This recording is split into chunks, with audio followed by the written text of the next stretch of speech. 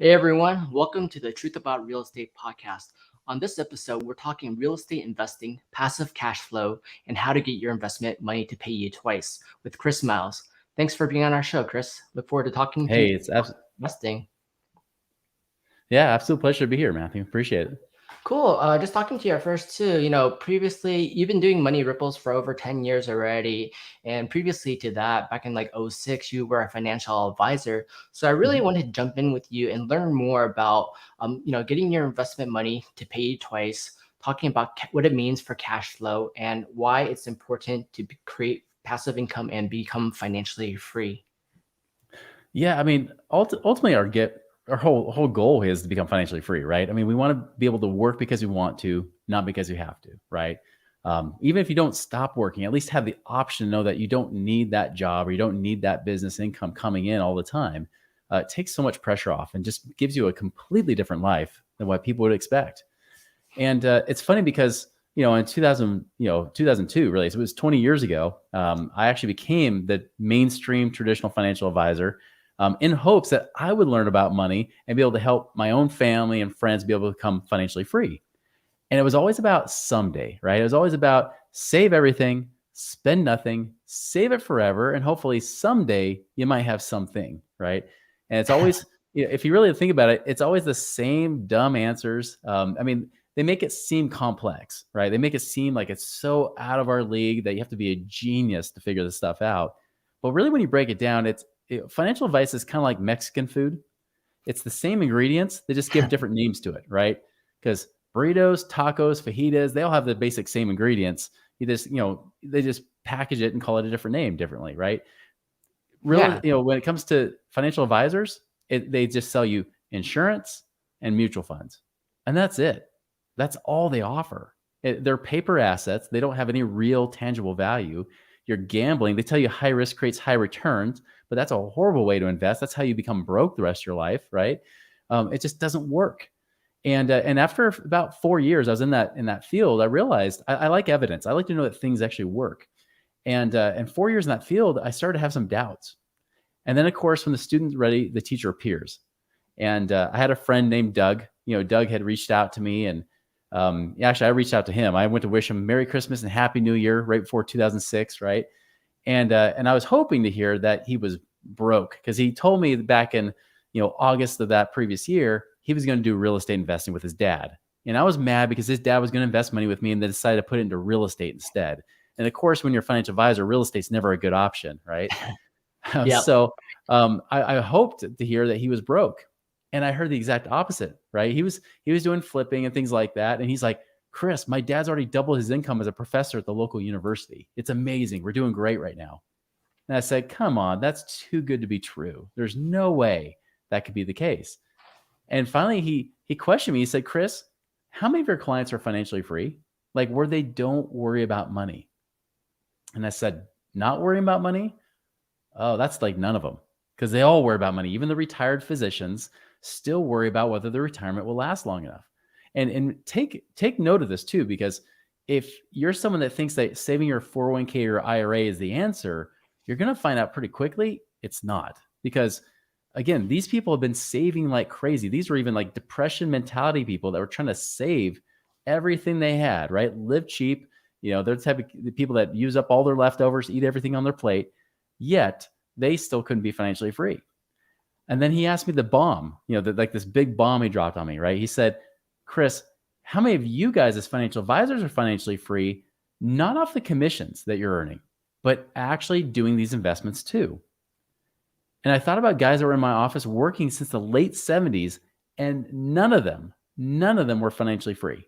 None of them could stop working. They could only stop working if they kept having commission renewals coming in for people keeping their money under management. That was it.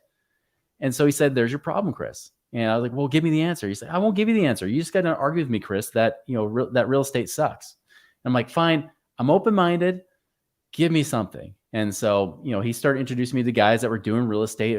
Back in those days, we didn't have podcasts. It was AM talk radio, right? So locally here in Utah, there's a radio station we're listening to with these, real estate investors talking and stuff. And the next thing you know, March of '06, I had to quit. I couldn't be a financial advisor anymore and know I could stay in integrity because I knew it didn't work. It was broken.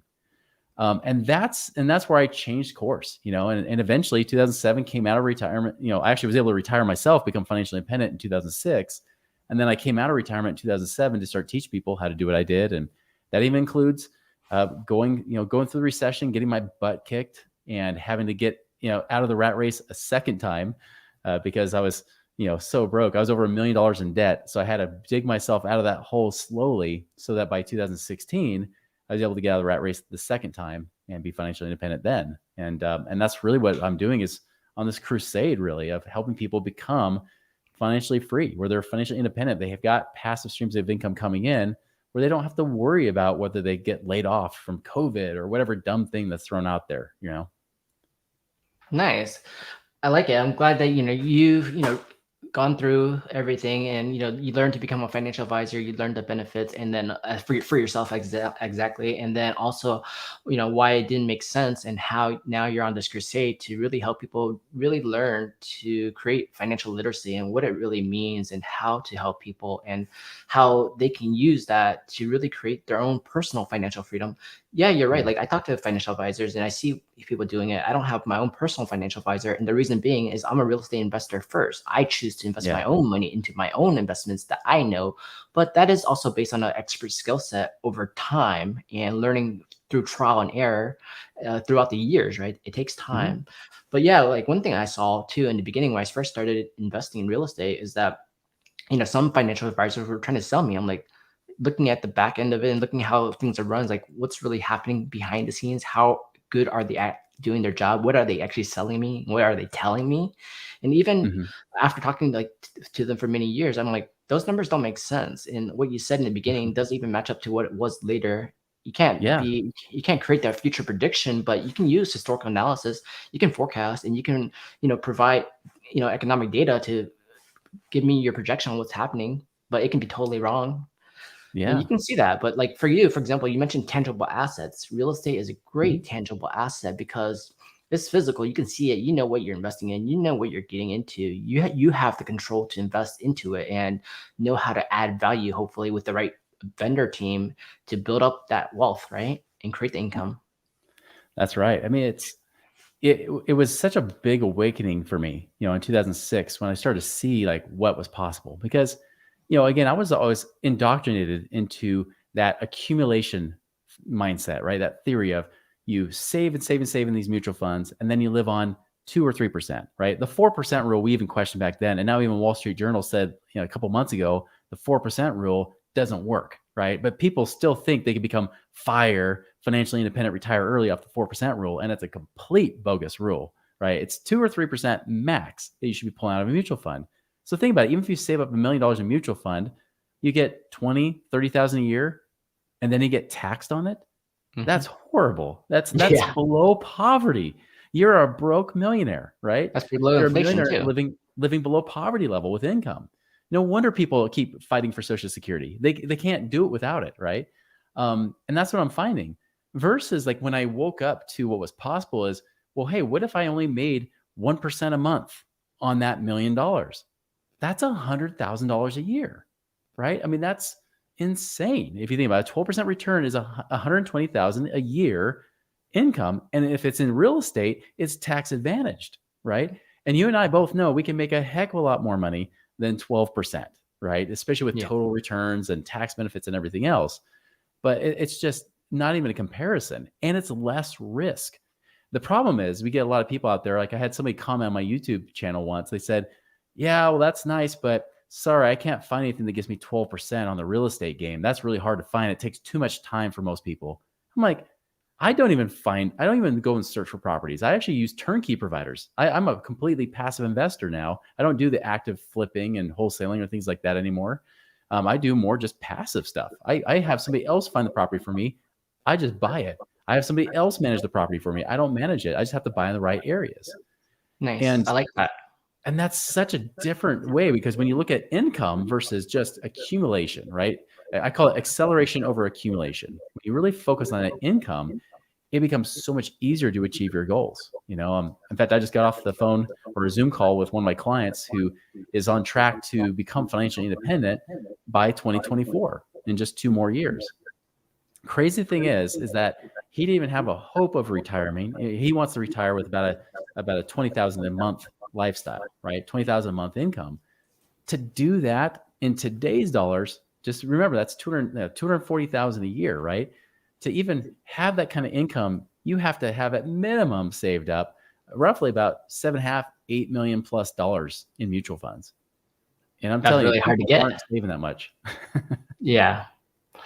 So learning about this too, like, when you go back and you think about it, like you look in school, they're not really teaching you real financial literacy No, in no. school. They're not educating you. Even college, they're not really teaching everyone that course. That should be like one of the main topics in life, financial Mhm. literacy and how to build wealth and generational wealth and how to, learn about taxes, tax savings, advantages, and how to, build your business, right? That should be a Yeah. main course on it, but we're not learning that. Even you see like Will Mm-mm. Smith is creating an app and working with people to create that for everyone because Yeah. everyone needs it. But when I look back in time, you see all these financial advisors, you see them trying to sell you products that they say, and they saying the 4% is great. And like realistically, it's not. It doesn't help you. It doesn't beat inflation. And you're getting Mm-mm. taxed on all this. And they're not telling you all of it. They're just saying this is the best, smartest way to invest your money rather than a bank who puts it at 0.1%. That gives you nothing. Yeah. Okay, that's one way to do it. Did you explain all the other ways to do it? No, you're just selling your way, right? That Mm-hmm. doesn't mean it's the best way. Why don't you educate your clients on there's multiple ways, there's multiple risks. It really depends on your lifestyle, what you want. Here are some options. But that's not what it Yeah. means, right? As a real estate agent and a real estate investor, hey, clients, here's multiple different ways for you to invest, different styles, different types of products in real estate. Here's your options. Let me know Mm. what you want, your goals, your timeline. Let's work together towards that goal. And by the way, talk to your CPAs about it. Real estate has a tax advantage. Institutional investors are invested heavily in real estate. Are you invested in that? Why not? Mm-hmm. Money wise and time wise, you have options and choices. Like you just mentioned at first, you became more of a passive investor versus an active investor. And I think that's great. Even I am too. Like I'm active and Yeah. passive, but I realize Mm-hmm. this too. Time is money. Our time is valuable. You want to enjoy life, you want to work hard, or do you want to clean toilets and fix everything? It's not really Yeah. worth that at this time period. And I get it in the beginning to make money, to learn how to do it, to understand everything. Great, do it. I did it when I was young. I remodeled the whole house when I was younger. But Mm-hmm. nowadays, the passive income is really good, especially out of state in California. Oh Those yeah. numbers can be dramatically different and so much better, and it's passive. And I want to educate people.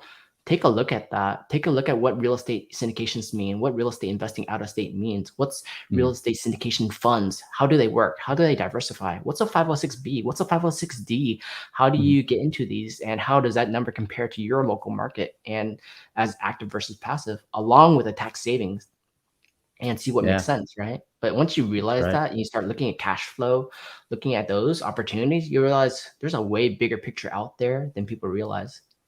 Absolutely. Yeah. I mean, it's funny you mentioned California because a lot of my clients come from California, right? And they're always saying like, "Yeah, I've got an investment property." I'm like, "Great, sell it." Mhm. Well, you don't even know how much I'm making. I'm like, I don't have to know. I already know you're not making that much on it because it's California. Same thing with Oregon, Washington State. I mean, anything in the western half of the U.S., even where I am in Utah, I wouldn't dare buy in my own backyard because the numbers are just so horrible. Now if you're flipping or doing wholesaling, totally different story. But if you're trying to be a passive investor, absolutely not. Like I have a client right now. In fact, I was just emailing him just last night. He has an investment property that he has 700,000 of equity in it, but the net profit on the property is $200 a month. I'm like, Ouch. man, we could Yeah. take that same money, put it out east, and that 200 a month or 2,400 a year could easily become at least 70, 80,000 a year. Just taking that equity and investing it out east in the southeast or Midwest or something like that. It's so much easier elsewhere. And that's the thing, the numbers and the assumptions, I think it was what throws people off because most people that I talk to, they think that real estate is now risky because of the last recession, right? Because out of all the last 6 recessions, one actually affected real estate prices negatively. And then people are thinking now forever, oh, real estate's risky, it's bad. You don't want to be, put too much in because you can lose money. But they don't say that about the stock market that's gone up 13 years in a row, which is never done in history since the 1800s when they've had it, they've tracked it. Never before that has it done more than 6 years in a row until the last 13 years. And what are we seeing? We're starting to see now the bear market's coming out finally, and there's a massive correction ahead. And the problem is, like, I remember telling people as a financial advisor, hey, large cap stocks make 10% average since the beginning of time. Small cap make 12% since the beginning of time. And so that's where the total 12% return came from, right? Here's the truth, though. You look at the actual yield, right? So what I do is you can do this. If you're a calculator type nut like I am, you can go to the S&P 500. You can go back 30 years. You can go back pretty much to the month, to like January 1st or whatever of 1992, and you can look at the price of that date, and you see today's price in the stock market. Go and put that in a compound interest calculator. You'll come up with about an 8.4 to 8.5% return over the last 30 years of an actual average, not 10, not 12, 8.5, despite 13 biggest years in a row. By the way, the last 13 years, the actual return has been about 14.5% average, right? Way above and beyond what it typically is. Usually when I see it, 7 to 8% is the typical number. So this got to come back into balance. So when people say, hey, well, I've got my, teachers got their 403Bs, people got their 401Ks, and I get my match, I get the 100% match. Guess what? That match, you start doing the real numbers and the math on it, you might make, if you're lucky on a 401k, 9% a year average long-term. And then you get taxed on it. Yep.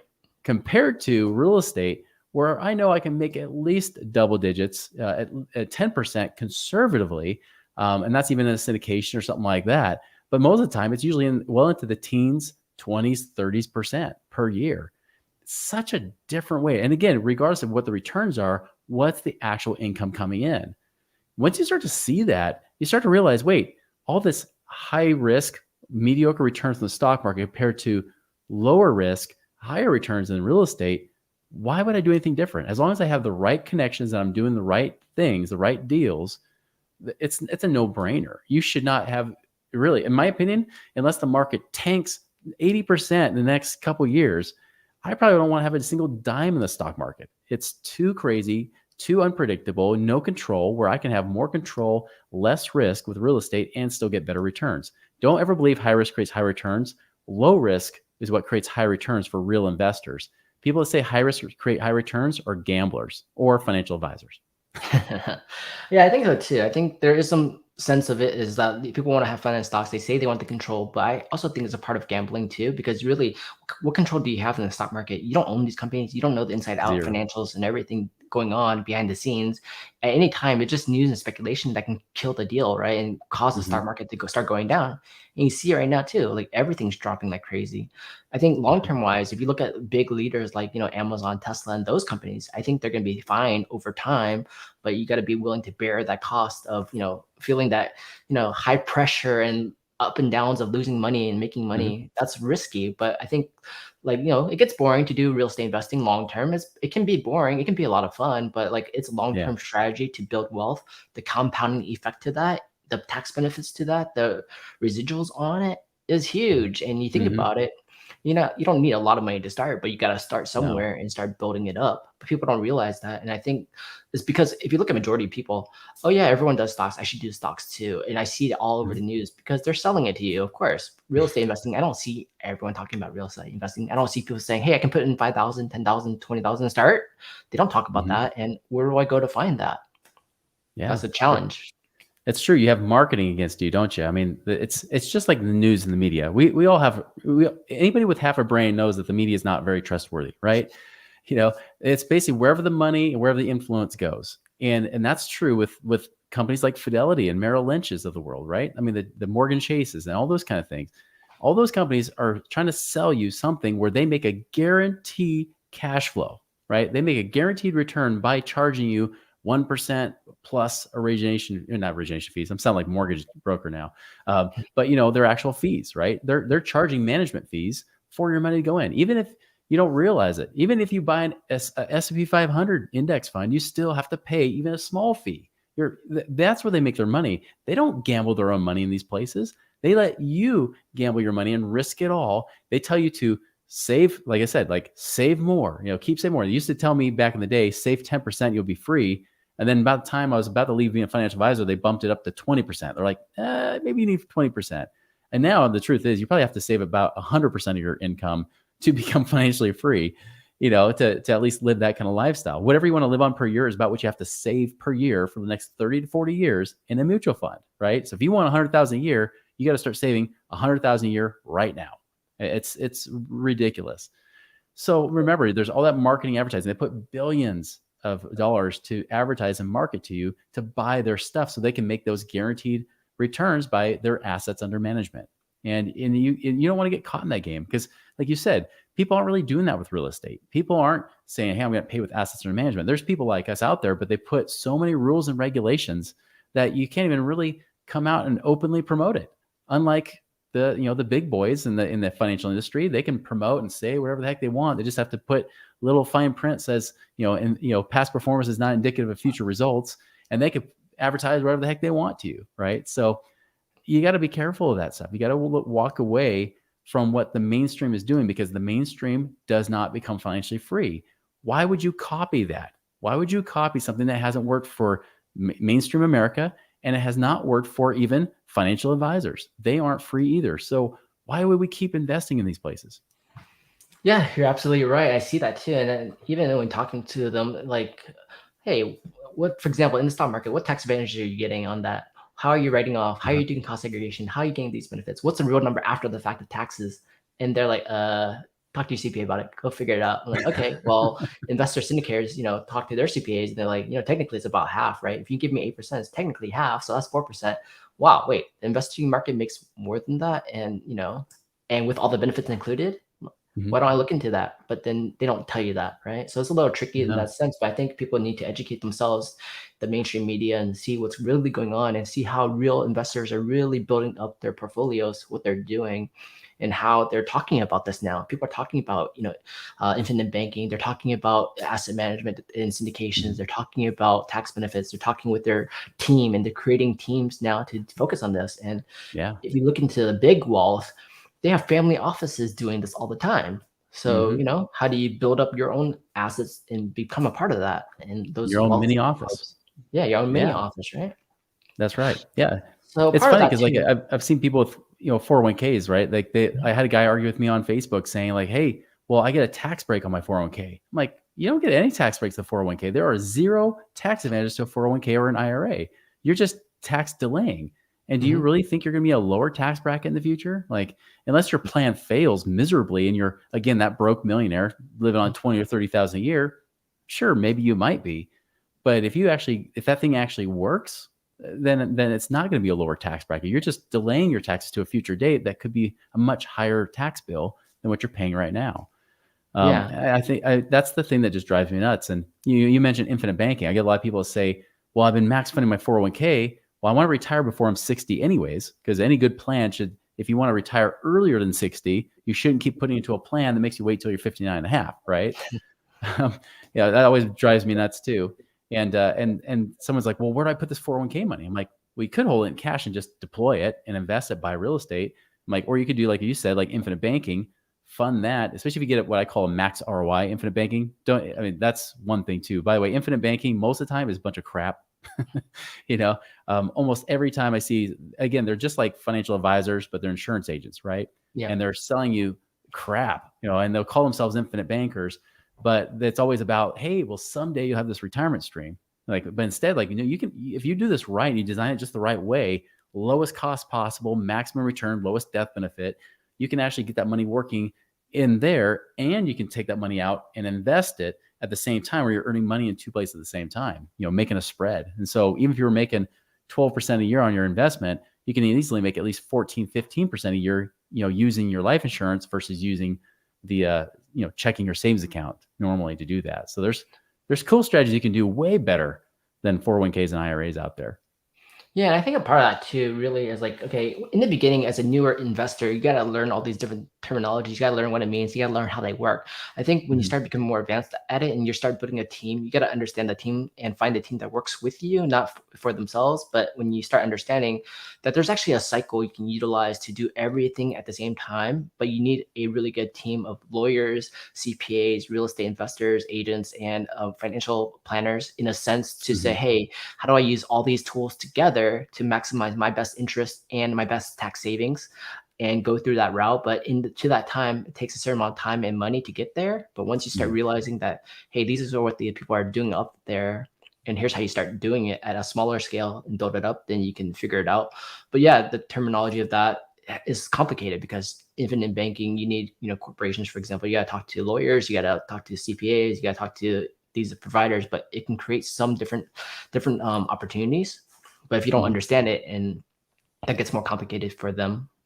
Yeah, it can be so simple too. Well, most time people do overcomplicate stuff, but you're right. Like it needs the right coordination, all the right elements in there. So you need to make sure that things do work, from a legal standpoint, that you have the right protection in place so you don't have everything taken away from you because somebody sues you and wins, right? Yeah. There are ways to protect your money and protect your assets so that you're essentially, I wouldn't say bulletproof, but pretty dang close, where you're definitely not going to make an attorney very happy trying to go after you if you do it right. Same thing on the tax side, minimize your tax burden, right? So that you start keeping more of your money. And a lot of my clients, they work full-time W-2 jobs, especially in the IT industry. I don't know what it is about the IT industry, but I get so many people, and they're all from the Bay Area, by the way.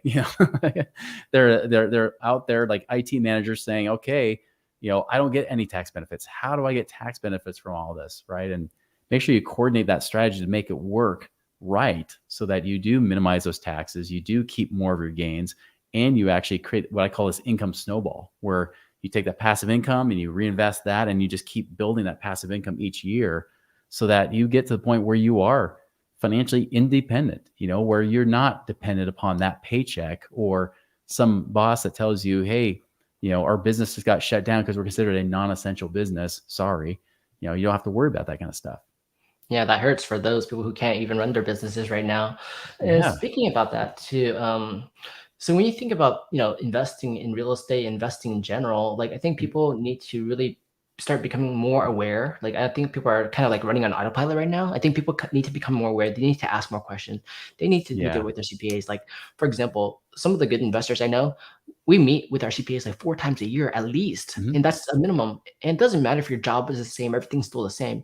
You got to ask questions. You got to have someone on your team to say, hey, how do I do what I do? How do I maximize my benefits? How do I maximize my tax savings? What can I do better this quarter? How can I spend more, spend less? How can I increase my incomes? How do I take advantage of tax benefits to increase that? But at the end of the day, are you really making more money, or are you really netting more money? Some people say I make a lot of money. Like, great, but I look at your taxes. That's bad because you're not netting more money. You're just making more and spending some, but you're not netting it correctly, right? There's so many different ways and obstacles that you can net it better, right? And not all CPAs tell you, because some CPAs are busy. They're just doing so many taxes, they don't have time. But you need to find the right CPA who says, okay, based on what you do, here's how you can increase that benefit, right? Absolutely. Yeah. I call it active accounting versus passive accounting, right? Because most accountants just take your numbers at the end of the year, spit out your tax bill or whatever you owe, and say, here you go. But you need somebody that does strategize with you, somebody who really gets in there and says, all right, based on your situation, here's what you could be doing, right? And it's not just after the fact, it's mid-year, like you're saying. Even if it's just one mid-year meeting that you're doing, great. That's better than what most people are doing right now. Do something where you can actually get involved, really strategize better. I just, like I told that one of my clients, they're saying, well, what do I do? Like, I've got a bunch of money sitting in the IRA. I'm in my 50s, but I don't want to wait that long. I want to retire sooner. How do I pull this out? I'm like, well, we can do some things. We can even put in like oil or mineral rights and get some write-offs there. But let's talk to the CPA. Let's make sure that we can do this in the right way so that we still keep the minimum amount of taxes coming out and penalties, all while investing, so we can make that money back faster, right?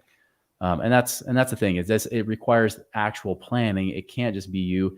And the likelihood is you're going to have to change your team as time goes on. You have to change the team you talk to, changing the advisors you talk to, changing the accountants and the attorneys, because as you progress and grow, your team needs to progress and grow too. You need to up level, just like a video game, right? Every time, you might start with that wooden sword in level 1 and you can't kill anything. But eventually, as you start to gain experience and you start to gain more and more, great, you can up level to that metal, and then eventually you got the diamond sword or whatever you got, right? And now you can just take on the world.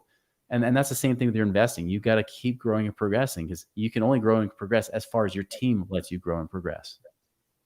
And I think it's mostly because, okay, we understand COVID is going on. We understand everyone has families, life, busy work, and everything going on.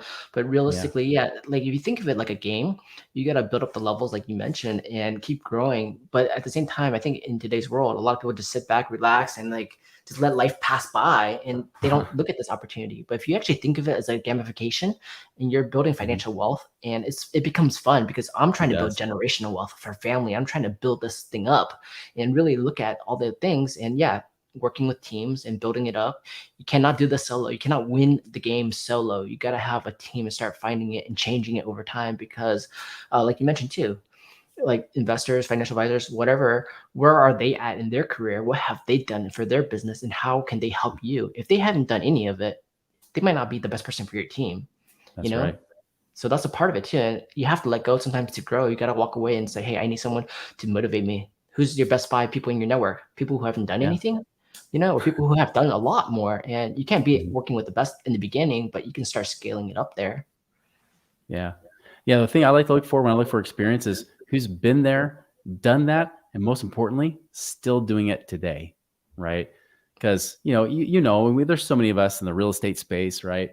And I know people that maybe have been there, done that, but if they haven't been doing it today, they don't have that experience of like hands-on, boots on the ground, getting a finger on the pulse type of person.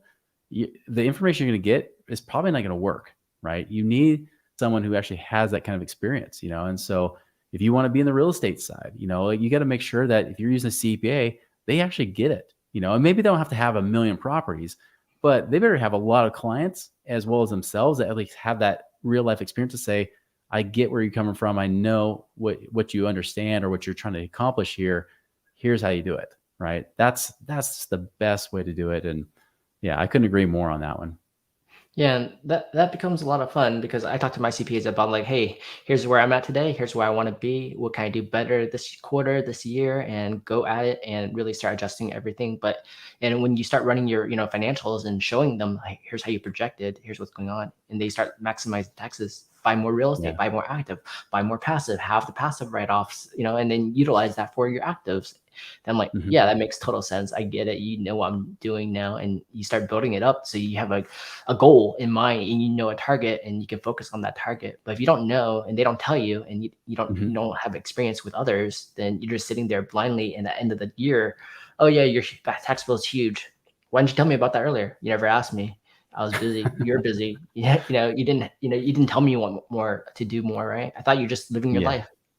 So then that's unexpected for some people, right? When they start seeing the bigger bills as they grow, and tech people especially too, they make a lot of income, but like, Mhm. where's the write-offs on your W-2? Like, what are you doing? You just living in Yeah. your nice, beautiful house Uh-huh. and paying a lot of taxes? Okay. Yeah, exactly. Most people just get caught up in that. The hard part I've seen in the last decade is that people have now been lulled into being feeling that they're safe, Mhm. right? I think, and this always happens before any type of economic crash or market crashes and things like that. There's always this feeling of euphoria, right? Like it seems like nothing goes wrong. And you mentioned about like asking better questions, right?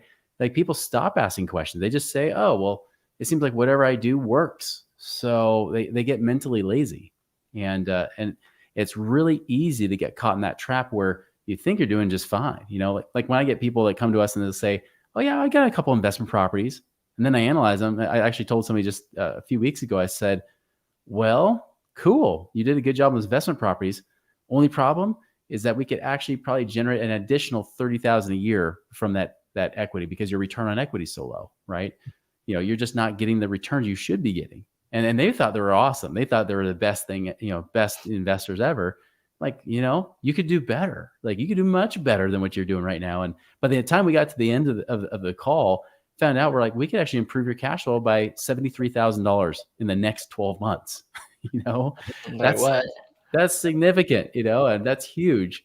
And then they're like, well, yeah, but can I? I'm like, trust me, I'm even being conservative. You could probably do more. I just don't want to overpromise anything. So you could easily break 80 to 90,000 in the next 12 months, but let's keep it reasonable and keep your expectations lower.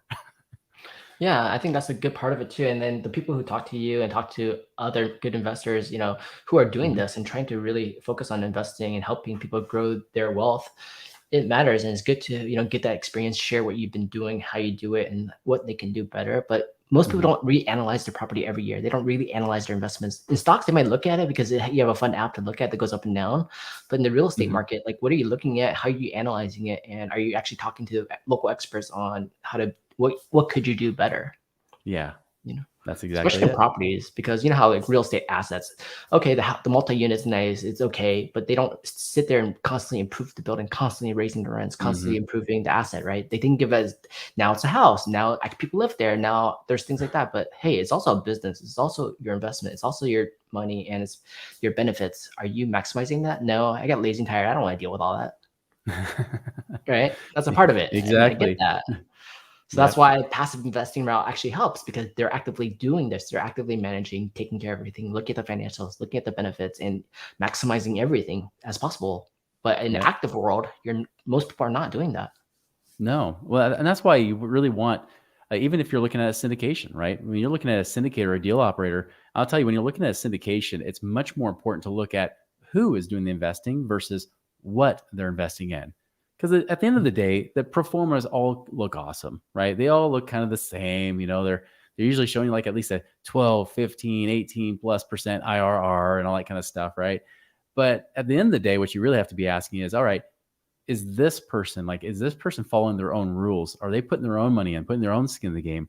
Are they actually confident enough, and not overconfident where they got prideful and lazy, but do they put it through a system? Do they have a system where they eliminate most of the deals that come across their table and they only get down to those few that actually pass their criteria? Do they even follow that criteria nowadays, or do they get lazy, right? Yep. If you're not going to be active, you need somebody who will be that active so that your money's safe as a passive investor. Yeah, I think part of that too, like when I talk to, like, I'm a real estate syndicator. So when I talk to clients and investors out there, I see Mhm. people wanting to do the active, but at the end of the year, when we call them next year, they haven't done it yet when they think Exactly. about it. And a part of it too is like, okay, well, I don't know because I haven't tried yet to look into syndication, to look into operators, to look into what this all means. And when we educate them too, they're like, "Oh, I can do that. You guys can do that. You guys help. I didn't know that's possible. And you have all Mhm. these benefits. Okay, let me take a look at it." But then they don't dive in to look at it because it takes effort to look at it. And like people get stuck on what they're used to. Oh, I'm used to investing myself. I'm used to doing this and that. But I don't have the energy or I want to learn more because I'm tired to learn what Mhm. you're doing, how you're doing it, why it's better for my family, and they'd pass, right? So a lot of people in life just Yeah. pass on everything. And later when they start seeing your results year over year over year, they're like, I should have invested years ago. I'm like, well, that's what we've been telling you. You should invest years ago. Whether you invest in me or not, you should be investing, period. But I understand everyone's tired in life, right? It, Mhm. it gets hard. But when you start focusing on the getting to that 1% of what you want to become, then you start like digging in. And when you really have your mind set, you can really get at it. And the people who are educating, like you, Chris, Yeah. who are educating people out there, they start diving in. And that's the fun part when you start seeing people who are actively invested with us, looking at our education, how we help them, and realizing, hey, there's more to life than just being a normal worker and just living passively, right? I don't want to live passively. I want to live actively. Mhm.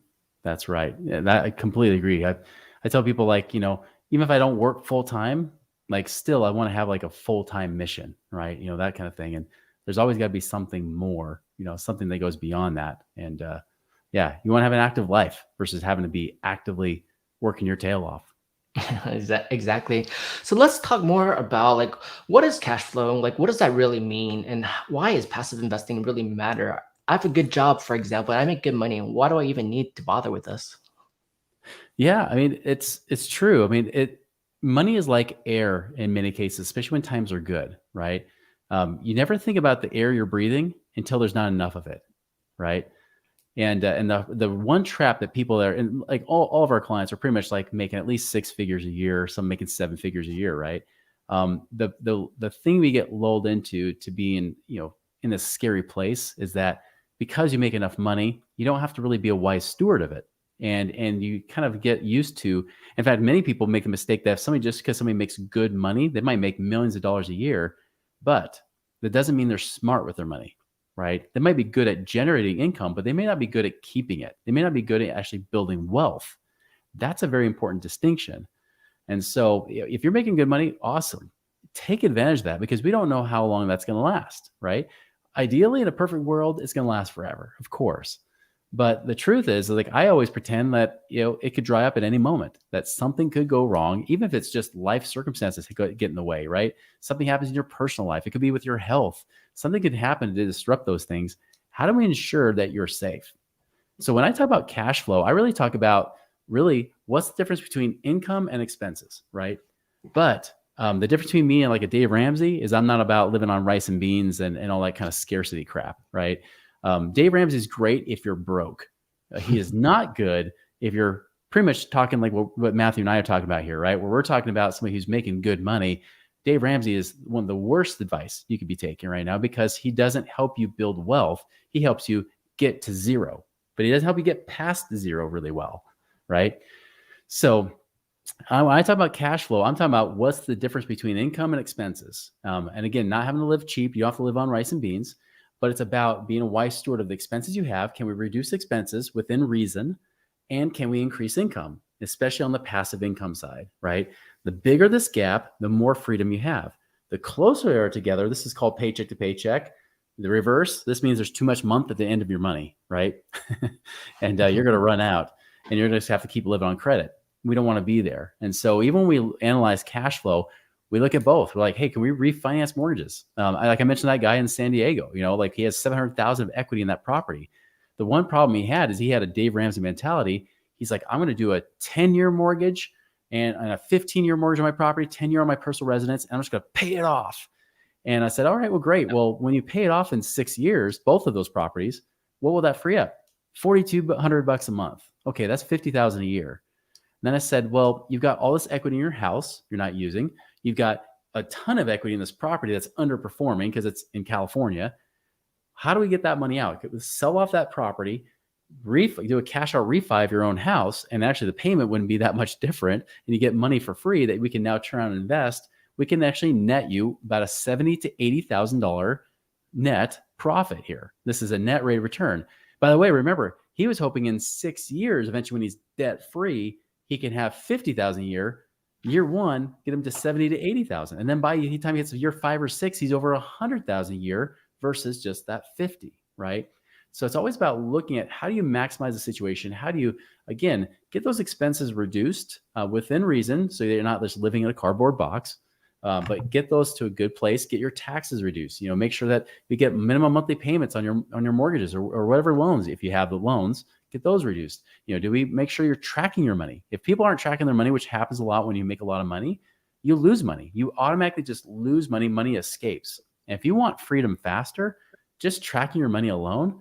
I had somebody find an extra $1,800 a month just because she started tracking her money. She didn't even have to change her lifestyle. She just got more responsible with it so that she didn't just blow it randomly because there was money in the account. Like, that's the kind of stuff that we want to do. But I'll tell you, most of the time when I meet with clients, most of the time they're usually the ultra savers. They're already tracking their money. Their big problem is they have money locked up in prison. So they have money locked up in mutual funds or in 401ks and IRAs. They get money locked up in equity in their home or money just sitting in savings making nothing. And to get that money to actually start working for you, so you have to keep working so hard for that money all the time, because you will burn out at some point. I'm in my mid 40s. I don't want to work full time, and I haven't for many years, and I want to keep it that way. And I think a lot of people are like me, where they say, I like working, but I want to work on my own terms. I want to work a little bit more relaxed versus having this full time to overtime type of job. And that's really what we're doing. We try to get that cash flow increase, that difference between income and expenses so high that you now have more freedom. And that's ultimately what my shirt says right there is, if I can get it right there, cash flow equals freedom, right? The more you have there, the more freedom you experience. See, that's a great thing too, because once you start realizing it's all about cash flow and building it up, and it's not cash flow and equity. Like for me as an investor, I love cash flow plus equity at the same time, which is hard to get, but it is possible. I'll give you a good example. How we talk about California. In California, I help a lot of real estate investors buy in California and out of state. But even in California with a hard market, there's really good opportunities that can be found, but you really have to know what you're getting into. That's right. For example, I'll give you one example. I helped my client buy a house in 2008 in a good area for $800K, right? Roughly. And it's a good property, but it's only generating like a couple $1,000 a month, income. Great. That's not really that much cash flow, but I told him it does even beginning. this property is a great location. It has a beautiful view. You're going to make equity on this property. And guess what? In 10 years, we made him over $1 million equity gain. And he got the passive cash flow over the time. But here's the thing. We 1031 exchanged it into an 18 unit building with that equity. And he didn't have to put more equity in. And let's say this, the previous single family home generating about 50K a year income, right? The new 18 unit building generates 270,000 a year income. And then what happens in the next 5 to 10 years, I'm going to make him another $1 million in equity. Plus, we're going to give him from 270 income to over 350K income. He's like, wow, I'm basically financially free now because the net on that is way over 80K plus a year, actually over 100K a year on net income. And that's just bonus because he still has a job, still does his thing, but you're getting from almost nothing to over 100K a year net. That's amazing. And now you add all the tax benefits we're going to utilize in accelerations, then he'll get even more. Yeah.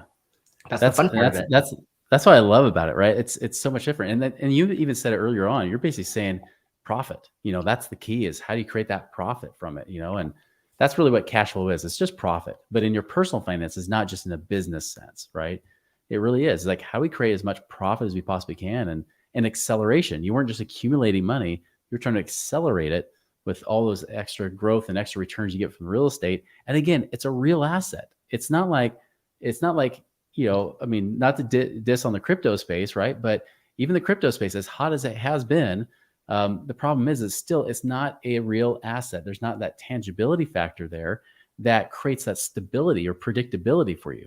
Really, we're just riding waves as we're playing in crypto space. I mean, that's what you do. You play in the crypto space. You don't invest. You don't get rich, long term, just trying to guess, right? The best way to do it is to do things that are predictable and stable and know what you can actually create. Just like you told him, you're like, yeah, we'll get you to 350,000 a year.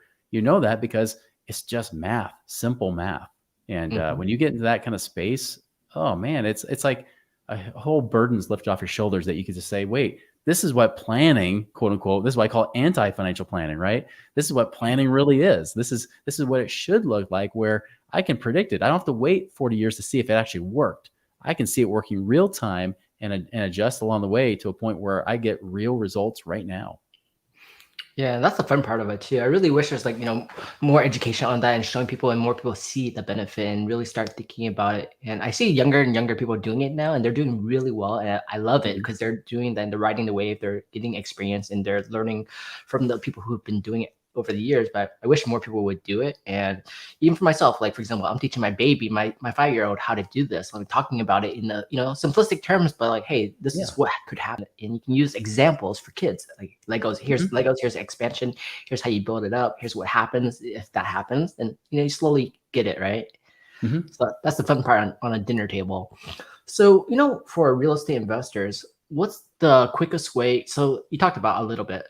One of the quickest ways was look at your financials of what you're doing, how you're making and spending your money, keeping track as one of the ways to start building your wealth and realizing it. What's the next best thing for them to start realizing how to build cash flow and build wealth?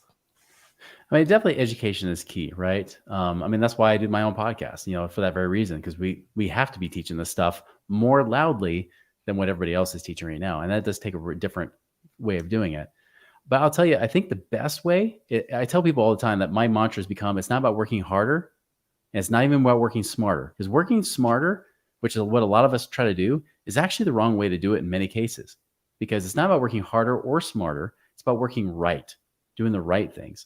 This is why it's so important to have the right people, the right team, the right mentors. If you have the right people around you and they're all supporting and kind of saying a lot of the same stuff, it makes it easier to act in that direction.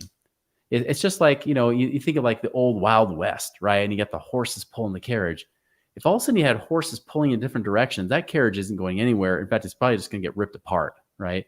And that's how most people's lives are financially. So if you can get that carriage all moving in the same direction and moving it fast, now you get that Wells Fargo carriage, right? Where you're actually getting that real speed, that acceleration. And so I think that's the key thing, is finding the right people that know how to do it right? It's not about having just more information or education, because there's so much information out there. You're just going to get confused and do nothing. It's how do you get the ability to actually act correctly, to do the things the right way. And that's why it's always good to align with those people. And you mentioned earlier, you mentioned you're in a mastermind group, right? And we all kind of be around the same people because we attract like-minded people in those mastermind groups. So when people say, well, Chris, how do you find your deals? You've vetted all these different syndicators and deals. How do you know they're really good? I'm like, easy. I mean, besides the fact that maybe I have money with them or they've been paying, they have a great track record. On top of that, we're all around each other. Like I don't get attracted around people that have big egos and are really just a bunch of talkers, right? I'm around people that actually do it, that kind of have that, what I call humble confidence, right? Like they know they're amazing, but they're just going to do their work. They're going to do it and just be amazing at it. And that's who I surround myself with, people that are those kind of people. They have good integrity. Like they'll take money out of their own pocket to make sure investors get paid. Like when you get in those kind of groups, you realize, like anything, you're attracted. That we tend to want to gravitate around one another, and the people that don't fit in that group feel icky. They don't want to be around us. The people that are the smooth talking salespeople don't want to be around us as much. But those of us that are that way love to be around each other. So when you get the right people on the team, you'll start to realize that they all have people around them too, and you can have that access to that network of people that takes you to a whole nother level. Nice. I completely agree. And that's the fun part of it when you have a great team to work with. So going off to, what are the 7 secrets to freeing up cash today? Yeah, so I'll go through them really quickly, but you can find, there's an ebook online on moneyripples.com. You can get kind of the actual longer version of this. I mentioned tracking money was one. That's always like the first step, right? Track it. I like to use Mint. I like to use things that are automatic. Mint's owned by Intuit, which does QuickBooks. I use Mint. It's free, easy app to use. Number 2, I would say is start looking to get rid of things, sell things, donate things if you want to get the tax benefit, but get rid of the clutter, get rid of things you're not going to use. My mantra is, if you're not going to use it, lose it, right? Number 3 is look for tax advantages. I won't get into that today, but there are so many cool tax things you can do, especially if you get a part-time side business, even if it's short-term rentals or whatever it might be, or even just in the real estate game, right? You can actually start having things you write off just by having an LLC and use it in the real estate game, passive or active investing. There's also debt. One thing I tell people is ignore the interest rate. Instead, focus on cash flow. I actually have a formula I call the cash flow index. What you do is you take the balance of any loan, divide it by your minimum monthly payment, and you'll get a number. The lower the number, the more you want to pay it off. The lowest number you pay off first.